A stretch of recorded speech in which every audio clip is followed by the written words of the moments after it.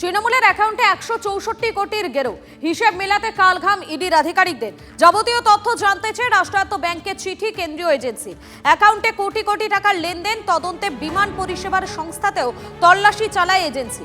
তৃণমূলের মোট 12টি অ্যাকাউন্টের মধ্যে 7টি সক্রিয়, যার মধ্যে 3টি ফ্রিজ করেছে ইডি। মূল ব্যাংক অ্যাকাউন্টে লেনদেনের তথ্য তালাশ তদন্তকারীদের।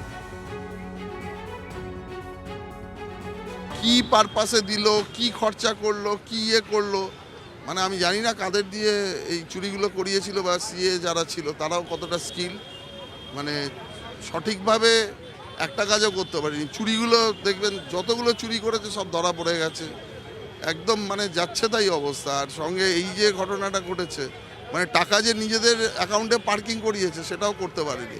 ফলে এটাই প্রমাণ করে যে অশিক্ষিত লোকেদের নিয়ে কাজ করলে কি হতে পারে সোসাইটির। আর একটা অশিক্ষিত সরকার এতদিন চালিয়েছে, সেই জন্য আমাদের রাজ্যের কি হাল হয়েছে এটা মানুষ দেখতে পেয়েছে। তারা কতখানি তদন্ত করেছেন বা করেননি, নাকি শুধু অভিযোগের ভিত্তিতে বা কেউ শিখিয়ে দিয়েছে বলে। দেখুন, ইডিতে অনেক দক্ষ অফিসার আছেন আমি জানি, কিন্তু ব্যবহৃত হচ্ছে তো রাজনৈতিক ব্যক্তিদের রাজনৈতিক সিদ্ধান্তে। ফলে কোনো এজেন্সি কিছু বলা মানেই সেটা ধ্রুব সত্য, এটা ভাবার তো কোনো কারণ নেই।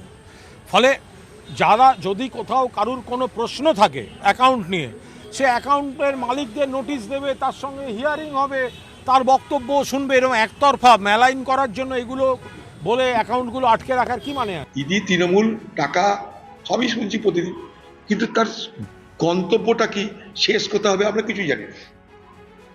চোরটাকে, চোর ধরা পড়লো কিনা, চোর আসে কোথায়, চোরের সাজা হলো কিনা, যে শুনতে পাচ্ছে না দেখতে পাচ্ছে।